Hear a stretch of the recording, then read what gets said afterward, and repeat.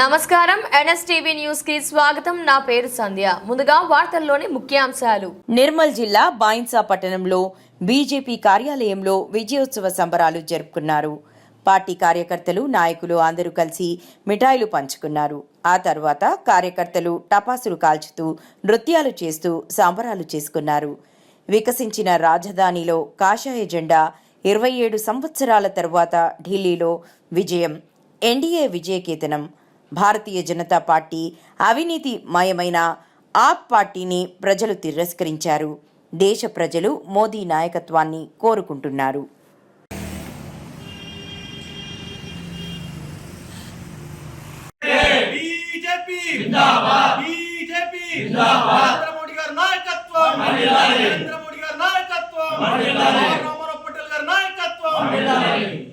ఈరోజు మనం చూస్తా ఉన్నాం, ఢిల్లీలో రిజల్ట్స్ నడుస్తున్నాయి. 70 స్థానాలలో దాదాపుగా 40 స్థానాల్లో ముందంజలో ఉంది. 45 కాదు, ఇంకా రిజల్ట్ బాకీ ఉన్నది. 45 కాదు, 50 స్థానాల్లో బీజేపీ గెలుపు ఖాయమని నేను చెప్తున్నా. అదేవిధంగా మనం గతంలో చూసుకుంటే అక్కడ గతంలో 23 సంవత్సరాల వరకు బీజేపీ పార్టీ అధికారం లేదు. ఇంతకుముందు ఆమ్ ఆద్మీ పార్టీ అధికారం ఉండే ఆమ్ ఆద్మీ పార్టీ చేసిన కుట్రలు కానీ బడుగు బలిగిన వల్ల అనగదొక్కింది. కాబట్టి ఈ రోజు అందరూ ఆమ్ ఆద్మీ పార్టీకి వ్యతిరేకంగా అయిండ్రు. కాబట్టి ఈ రోజు బీజేపీకి పక్కన కట్టిండ్రు. అదేవిధంగా పెద్దలు చెప్పిండ్రు గల్లీ గెలిచి ఢిల్లీ గెలవాలని. అదేవిధంగా ఈ రోజు గల్లీ కూడా గెలిచినాం, అదేవిధంగా ఢిల్లీ కూడా మేము గెలిచినామని చెప్తున్నాం. అదేవిధంగా మనం చూస్తా ఉన్నాం, ఇక్కడ అక్కడ ఏదైతే కాంగ్రెస్ పార్టీ ఉందో కాంగ్రెస్ పార్టీకి పెద్ద గుండు సున్నా వచ్చింది. అదేవిధంగా రాబోయే రోజుల్లో తెలంగాణ రాష్ట్రంలో కూడా అదే మీ పరిస్థితి అదే ఉంటది. ఎందుకంటే ఈ రోజు మీరు 6 గ్యారంటీలు అన్నారు, 6 గ్యారంటీలతో 66 అబద్ధాలు రాటు 6 గ్యారంటీలే మీకు రాబోయే రోజుల్లో మొత్తం బొంద పెడుతుంది. ఎందుకంటే ఢిల్లీ ప్రజలు ఏ విధంగా అయితే రిజల్ట్స్ ఇచ్చి బీజేపీకి పక్కన కట్టిందో ఈ రోజు మనం చూస్తా ఉన్నాం. ఎందుకంటే తెలంగాణ రాష్ట్రంలో సగం ఎంపీలు అంటే దాదాపుగా 13 మంది ఎంపీలు ఉంటే 8 మంది ఎంపీలు ఉన్నారంటే మన రాష్ట్రంలో 50% బీజేపీకి ఇప్పటికే బీజేపీ అభిమానులు ఉన్నారని చెప్తున్నా. అదేవిధంగా రాబోయే రోజుల్లో 50% కాదు 90%. ఇంతకుముందు మన ముదోల్ నియోజకవర్గంలో ఎక్కడ జెండా ఎగురుతుంది అన్నారు, ఇక్కడ జెండా మా పవర్ రామారావు పటేల్ సార్ గారు ఎగిరించారు. అదేవిధంగా రాబోయే రోజుల్లో బండి సంజయ్ అన్న గారు కానీ ఆధ్వర్యంలో ఖచ్చితంగా మన తెలంగాణ రాష్ట్రంలో కాషాయం జెండా ఎగురుతుందని చెప్తున్నాను. భారత్ మాతాకి.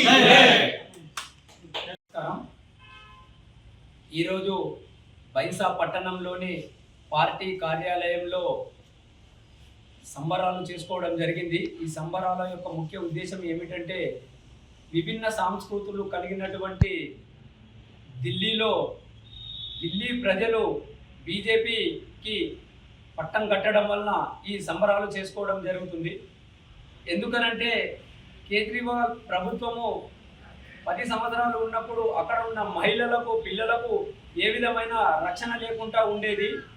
అక్కడ ఉన్న ప్రజలు గ్రహించి బీజేపీకి అధికారంలోకి తేవడం జరిగింది. అదేవిధంగా ఢిల్లీ ప్రజలకు మా యొక్క ప్రత్యేక ధన్యవాదాలు. ఎందుకనంటే మీ మహిళల ఆత్మగౌరవాన్ని కించపరిచే విధంగా ఆ ప్రభుత్వం నడుచుకుంది కాబట్టి మీరు ఆ ప్రభుత్వాన్ని దించేశారు.